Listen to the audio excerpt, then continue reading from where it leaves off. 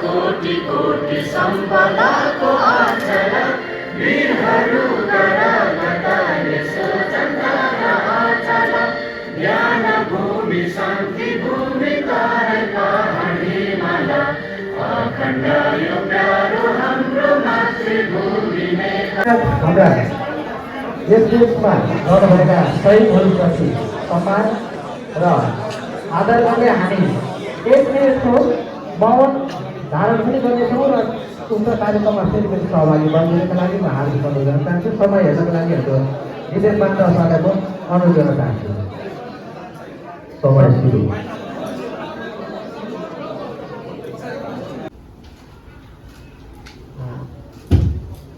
धन्यवाद।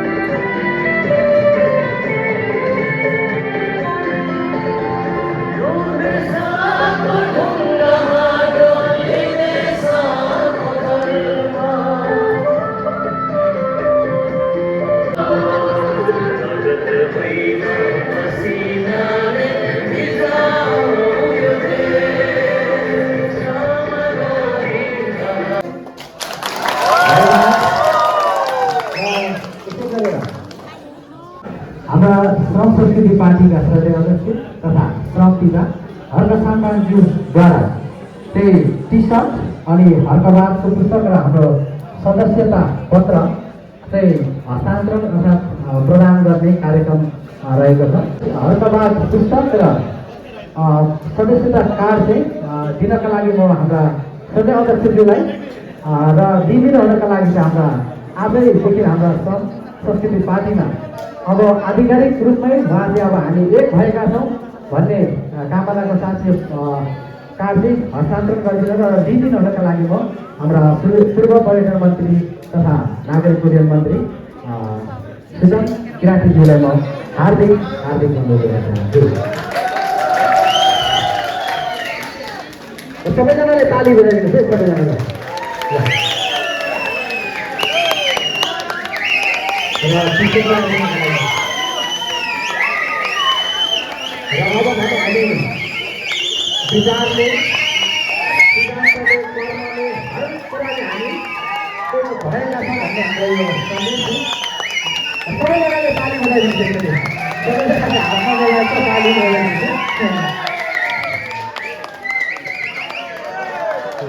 अब भने हाम्रो औपचारिक रूपमा हाम्रो पार्टी एक भएको एउटा यो ऐतिहासिक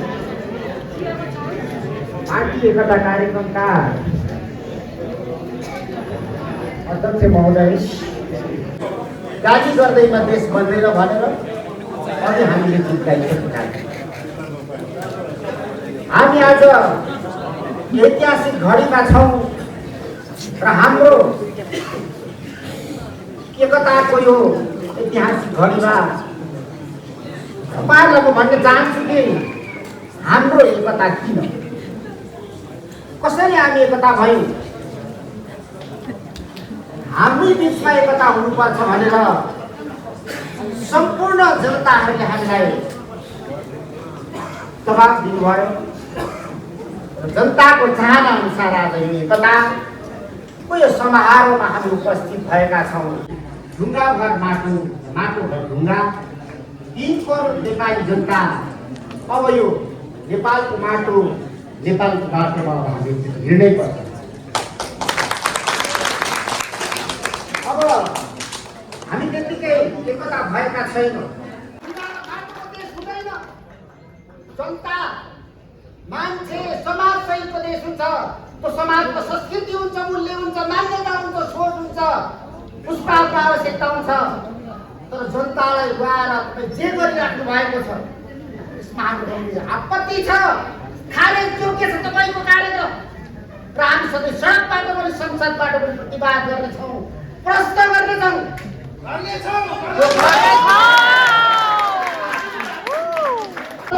विवाहबाट हामी निकाल्दै जाउँला।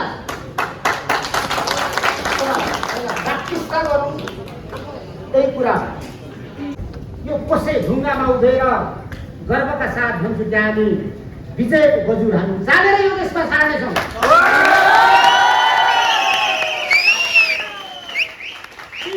नेपालीको यो स्वाभिमानी नेपालीको गर्वमय देश हो, जहाँ सगरमाथाको बुद्ध छ, जहाँ धेरैभन्दा धेरै जात जातिको संस्कार संस्कृति छ, एउटै भएर बसेको छ। संसारमा नपाइने संसारको हावापानी हिमाल पहाड तराई बोकेको देश छ।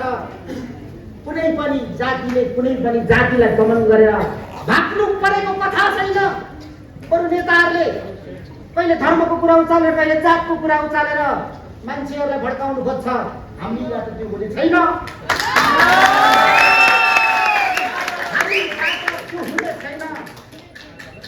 मनुष्य छ, मनुष्यभन्दा माथि छ मनुष्यको मन छ। यसो भन्दै नेपालकै माटो, नेपालकै बाटो, जय माटो, जय देश।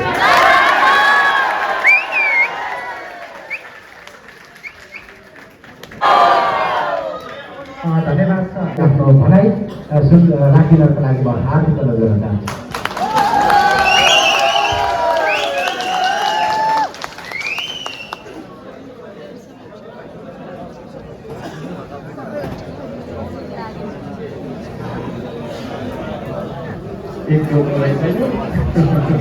एक डोको माइक्रोफोन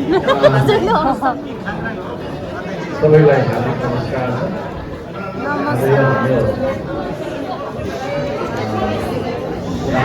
एकता कार्यक्रमका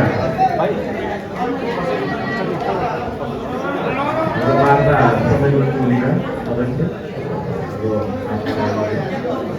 मन मान्छे श्रम संस्कृति पार्टीका पदाधिकारीज्यूहरू अनि अतिथि उपस्थित सम्पूर्ण दाजुभाइ दिदीबहिनीहरू, संवाददाताहरू, पत्रकार सबैलाई हार्दिक नमस्कार छ। धेरै कुरा छन् भन्नको लागि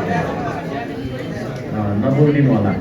जस्तो तरिकाले मिलेर अगाडि जानुपर्छ भन्ने म सबैलाई आग्रह गर्न चाहन्छु। मान्छे हो, मनमुटाव आउँछ, विभिन्न कुराहरूमा तपाईँको सेनेखेरी जीवन गतिशील भएको कारण आज हामी जे देख्दैछौँ जे बोल्दैछौँ त्यो कुरा आज देखेको कुरा बोलिरहेको कुरा भोलि समय अनुकूल नहुन सक्छ र स्थिति अनुकूल नहुन सक्छ। त्यसो हुँदाखेरि सानोतिनो मनमुटावहरू हामीमा आउन स्वाभाविक हो, मान्छे हो। तथापि त्यसलाई ठुलो इस्यु बनाएर कनिका र चामल जस्तो किसिमले छुटिएर जाने किसिमको एकता होइन यो। म त्यो भन्न सम्बन्ध दुईकोसी वादमा मिलिसकेपछि त्यहाँदेखि कुरो कुन चाहिँ तमोर कुन चाहिँ दुईकोसी भन्ने छुट्याउन सकिँदै सागरसम्म त्यो यात्रा दुईटा नदीको भए जस्तै हाम्रो पनि यात्रा त्यस्तै होस् भन्ने म कामना राख्न किनभने हामी भनेको जनताको चाहनालाई, जनताको आवश्यकता र भावनालाई सम्बोधन गर्नका लागि आएका एउटा साधन हो। म चाहिँ त्यसरी आफूलाई देख्छु। मैले जति पनि कुराहरू भन्ने गरेको कुरा, सोच्ने गरेको कुरा, होइन, बोल्ने गरेको कुरा, गर्ने व्यवहारका कुराहरू भए यी सबै कुराहरू जनताको चाहना अनुसार हुनुपर्छ भन्ने मेरो मान्यता छ। जनताको भावना र जनताको आवश्यकता अनुसारको हुनुपर्छ भन्ने। त्यसो हुँदाखेरि हाम्रो मान्यतामा एकरूपता भएर जाओस्, म त्यो कामना गर्न चाहन्छु।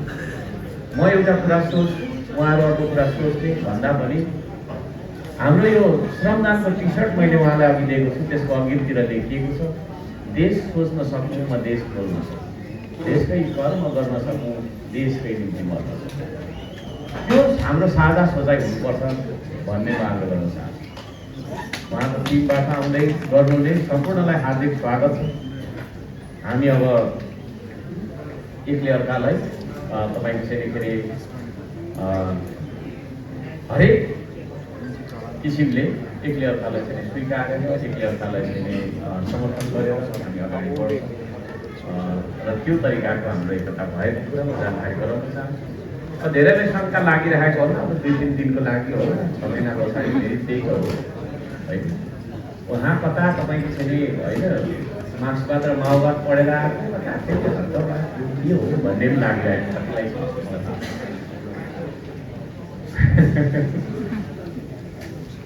त्यो ठुलो कुरो होइन है, त्यो ठुलो कुरो होइन।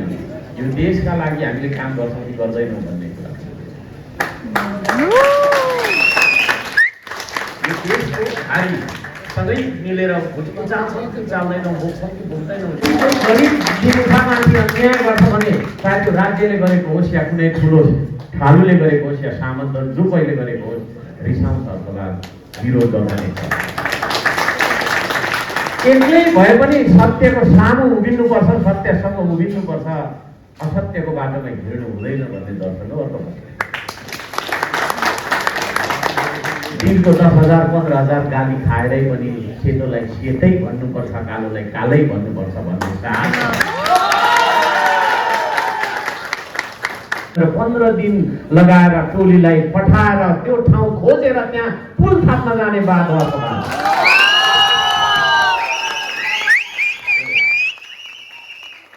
रत्नपातको ठुलो सभाहरूमा ठुल्ठुला गर्जनका साथ विश्वभरका सिद्धान्त फलाकेर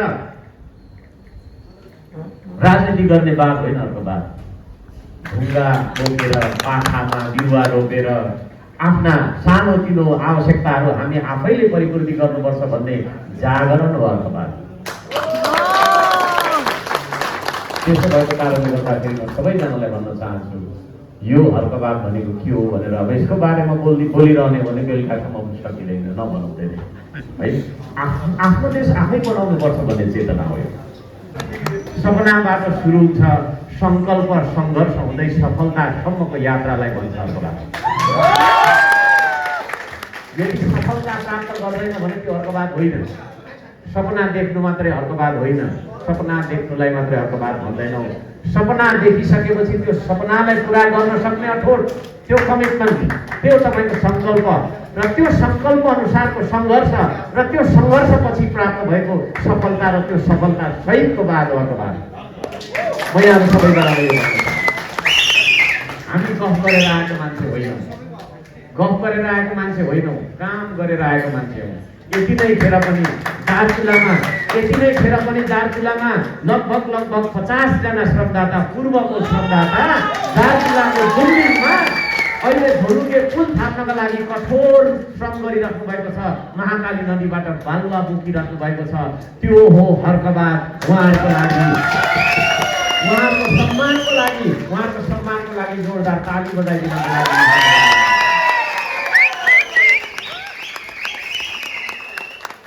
अब म तपाईँहरू सबैजनालाई मिडिया मार्फत भन्न चाहन्छु, यो हर्कबाद भन्ने कुरालाई टीका टिप्पणी गर्दै खिसी गर्ने कुरा होइन। यो हर्कबाद भन्ने कुरा के रहेछ भनेर महसुस गर्ने कुरा हो, त्यो हेर्ने कुरा हो, अवलोकन गर्ने कुरा हो। हामीले पहिलादेखि ल्याइसकेका छौँ। त्यो भएको कारणले गर्दाखेरि यसले हाम्रो जीवनमा के परिवर्तन ल्याउँछ है भन्दाखेरि मैले अहिले भर्खर भने पूर्वको मान्छे पश्चिम गएर श्रमदान किन गरे नगर्दा हुन्थ्यो भन्दाखेरि पृथ्वीनारायण शाहले यो देशमा राजा पृथ्वीनारायण शाहले भूगोलमा चाहिँ एकीकरण गर्नुभयो, तर नेपालीको मन एकीकरण गर्नुभएको थिएन। त्यो नेपालीको मन एकीकरण गर्ने अभियान हो यो तपाईँको चाहिँ श्रम संस्कृतिको अभियान, र त्यो श्रम संस्कृतिको अभियान नै हो। आज हेर्नुहोस् त अस्ति 42 जनाको टोली श्रमदान गरेर 20 दिन श्रमदान गरेर रुँदै फर्कनुभयो दार्चुलाबाट। पूर्वको ताप्लेजुङको मान्छे दार्चुलामा गएर किन रोयो थाहा छ? किनभने त्यहाँका मान्छेहरूसँग, त्यहाँका तपाईँको चाहिँ भूगोलसँग पूर्वको मान्छेको के हो त भन्दाखेरि साइलो गाँसियो, नेपाली बिचको सम्बन्ध महसुस भएर उहाँहरू रुँदै छुट्नुभयो। त्यसरी टाढा बसेका नेपालीहरूलाई एक ढिक्कामा ल्याउने अभियान, एक ढिक्कामा ल्याउने दर्शन उहाँको। त्यसो भएको कारणले यो श्रम संस्कृति भनेको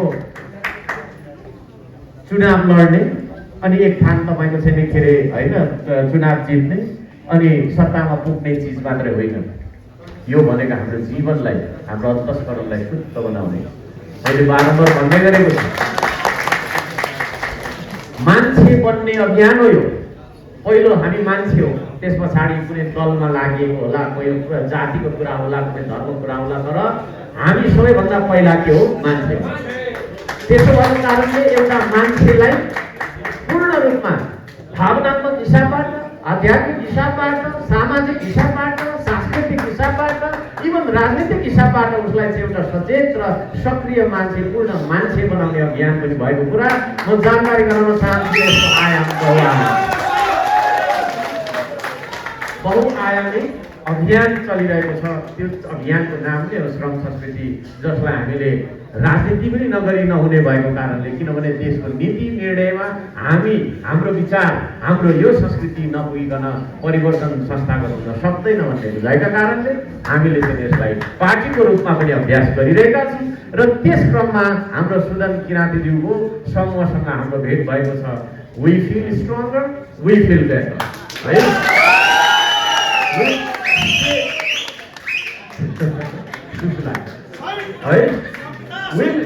We'll stay stronger and we'll stay better always. है सुदन किराँती र हर्क साम्पाङको यस्तो भयो अरे उस्तो भयो अरे भन्ने न्युज मेरो तर्फबाट सुन्नु हुने छैन। मलाई लाग्छ सुदन किराँतीज्यूको तर्फबाट पनि त्यो खालको कुराहरू सुन्दैछ। हामी जनतालाई निराश बनाउनका लागि यहाँ उपस्थित भएका छैनौँ है। हामी जनताको मुहारमा आँसु कोर्नका लागि, आँसु सर्नका लागि उपस्थित भएका छौँ। म सबैजनालाई त्यो अवगत छ। अब एउटा अभियन्ताको नाताबाट, एउटा श्रमदाताको नाताबाट, एउटा समाज सुधारक र समाजलाई जागरण ल्याउने एउटा सोसल एक्टिभिस्टको नाताबाट मैले यी कुराहरू राखेँ। अब एउटा त्यसो भइरहँदा प्रतिपक्ष दलको एउटा नेता पनि हुनु, सरकारले अहिले गरिरहेको कुराहरूको बारेमा यहाँ मैले नबोली गएँ भने फेरि मैले बोलेको अधुरो हुन सक्छ। त्यसो भएको कारणले थोरै राख्न कतिले भन्छ किन बालनजीलाई गाली गरेको, बालन शाहलाई गाली गरेको भन्छ। मैले किन गाली गरेको होइन? न उहाँले मेरो व्यक्तिगत रूपमा केही बिगारिदिएको, न मलाई केही भनेको, न हाम्रो कुनै लेनदेन थियो, न कुनै रिसिभ केही थियो। तर म एउटा प्रतिपक्ष दलको नेता भएको नाताले, एउटा सांसद भएको नाताले सरकारले गर्दै गरेका क्रियाकलापहरू, सरकारको पक्षमा भएका प्रतिनिधिहरूलाई मैले निगरानी गर्नुपर्छ, निरीक्षण गर्नुपर्छ, मूल्याङ्कन गर्नुपर्छ र त्यो प्रति मेरो चाहिँ के अरे धारणा के छ, मेरो प्रतिक्रिया के हो। धेरै कुराहरू छन्, सरकारले गर्न चाहेका कुराहरू धेरै छन्। त्यसमध्ये एउटा कुरा के छ भन्दाखेरि सुकुम्बासी बस्तीमा डोजर चलाउने, डोजर चलाएर भत्काइदिने है। त्यो त्यो त्यो जुन छ तपाईँको कृत्यले गर्दाखेरि आज देशभर आन्दोलन भइरहेको छ। यो सरकारको कदम अत्यन्तै निरन्तुर, आधारताही है, अमानवीय, एकदम वास्तविक शैलीको कदम हो। यो कदम सरकारले तुरुन्त रोक्नुपर्छ। र जो जतिको घर उहाँले भत्काइदिइसक्नु भएको छ ती मानिसहरूलाई आज माइतीघर मण्डलामा थाल र चम्चा फटाउँदै आन्दोलन भइरहेको छ। अचम्म लाग्छ है। ती गरिब दुखीहरूले भात खान पाएनन् भन्ने सङ्केत हो। त्यो होल्डिङ सेन्टरमा लगेर राख्ने, होल्डिङ सेन्टरमा चाहिँ एउटा टेन्टमा सुताउने, खाना खुवाउँदै राख्ने भन्ने किसिमले चाहिँ सरकारले भनेको कुरा जुन छ त्यो कुरा चाहिँ सत्य कुरा छैन। त्यहाँ तपाईँहरू जान सक्नुहुन्छ। एकछिन त्यहाँ एकछिन रोकिदिनु, एकछिन रोकिदिनु, त्यो एकछिन रोकिदिनु न। त्यसो भएको कारणले गर्दाखेरि म सबैजनालाई भन्न चाहन्छु, मिडिया मार्फत सरकारलाई भन्न चाहन्छु, त्यो खालको कृत्य तपाईँले रोक्नुपर्छ। र होल्डिङ सेन्टरमा चाहिँ जति मानिसहरू छन् ती मानिसहरूलाई तपाईँले कसरी व्यवस्थापन गर्छु भनेर त्यो खालको कदम तपाईँले चाल्नुभयो, त्यसको जवाब दिनुपर्छ। आज हजारौँको सङ्ख्यामा मानिसहरू बेघर भइरहेका छन्, हजारौँको सङ्ख्यामा मानिसहरूले खान पाइरहेका छैनन्। एउटा सानो टेन्टभित्र बस्नुहोस् भनेर भनेको छ। कसरी बस्ने एउटा परिवार एउटा टेन्टभित्र? त्यहाँनिर छोरा बुहारी होला होइन, सासू ससुरासँग बस्नुपर्ने स्थिति होला। अब छोराछोरी पनि अहिले अलिक ठुलो भएको चाहिँ फाल्टै सुत्ने चलन छ। एकै ठाउँमा त हामी सुतिँदै एउटा सानो टेन्टभित्र चाहिँ कोचेर राखेर चाहिँ होल्डिङ सेन्टरमा हामीले सेल्टर दिउँ भनेर सरकारले भन्छ भने त्यो गलत छ। यसको हामी घोर विरोध गर्छौँ र सरकारले तुरुन्त तपाईँको चाहिँ के अरे होइन गर्नुपर्ने व्यवस्थापन गरोस् भन्ने हाम्रो माग हो। यहाँ सबैजनालाई म हार्दिक धन्यवाद दिन चाहन्छु, हार्दिक धन्यवाद दिन चाहन्छु, हार्दिक तपाईँहरूलाई सम्मान पनि गर्न चाहन्छु जो जतिले हामीलाई यी सारा यात्रामा साथ दिइराख्नु भयो। हामीले गरेको खबरदारी हाम्रो लागि होइन, हर्क सामानले गरेको खबरदारी मेरो लागि हो र हर्क सामानको लागि व्यक्तिगत हो र होइन, जनताको लागि। जनताको को जनता भन्दाखेरि गरिब दुखी जनता, जो जनता आफै बाँच्न सकेका छन्, जो जनता आफै हिँड्न सक्छन्, आफै बोल्न सक्छन्, त्यस्ता जनताको लागि होइन। जो बोल्न सक्दैनन्, हिँड्न सक्दैनन्, न्याय थाहा हुँदैन, त्यस्ता मानिसहरूको लागि श्रम संस्कृति सधैँभरि उभिनेछ। श्रम संस्कृति सधैँभरि अगाडि बढ्नेछ। म यहाँ सबैजनालाई त्यो बुझ्नको लागि अनुरोध गर्न चाहन्छु। त्यसो भएको कारणले गर्दाखेरि जो जति चाहिँ तपाईँको चुपचाप के जतिमा छाप भन्ने साथीहरू हुनुहुन्छ, मलाई थाहा छ तपाईँहरू सामाजिक सञ्जालमा हजारौँको सङ्ख्यामा हुनुहुन्छ है। तपाईँहरूले गाली गरिहाल्नुहुन्छ, अलिकति मात्रै तपाईँको चाहिँ होइन त्यो सरकार विरुद्ध केही मात्रै भन्यो भने गाली गरिहाल्नु। त्यसले के गर्छ भन्दाखेरि भोलि बालेन शाहलाई पनि केपिओलीकै ठाउँमा लगेर राख्छ। हिजो केपिओलीलाई जे गर्दाखेरि पनि ताली बजाइदिएको कारणले गर्दाखेरि आज होइन, अब व्यक्तिगत नाम लिनुपर्ने थिएन, मैले लिइहालेँ। आज उहाँ कहाँ हुनुहुन्छ, सेम त्यस्तै हुने म सङ्केत थिएँ। त्यसो भएको कारणले गर्दाखेरि सहीलाई सही भन्नुहोस्, गलतलाई गलत भन्नुहोस्। साँचो सत्य कुरा के हो भन्नेतर्फ तपाईँहरूले चाहिँ के अरे मनन गर्नुपर्छ।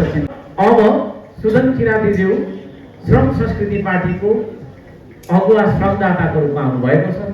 उहाँले हिजो के गर्नुभयो भन्ने कुरा ठुलो कुरो भएन, तर मलाई जहाँसम्म लाग्छ, मलाई जहाँसम्म विश्वास लाग्छ र उहाँ र हामीलाई मिलाउने जति जनताहरू हुनुहुन्छ, हाम्रो समर्थकहरू हुनुहुन्छ, उहाँहरूको तपाईँको चाहिँ विश्वासको आधारमा म भन्न सक्छु उहाँ कालो मान्छे चाहिँ होइन है।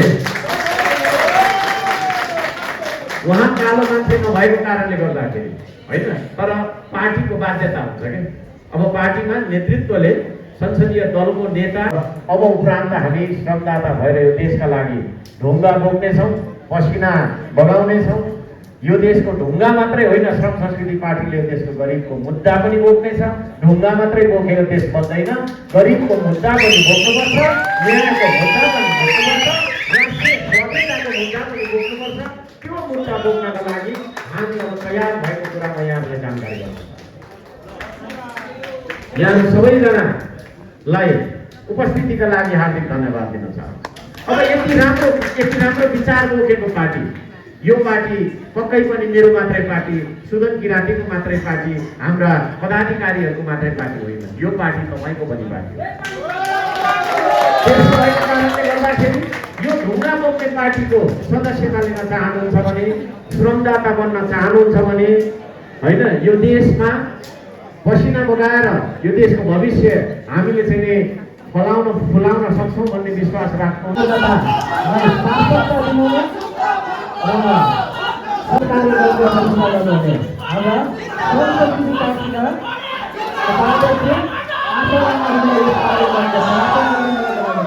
हार्दिक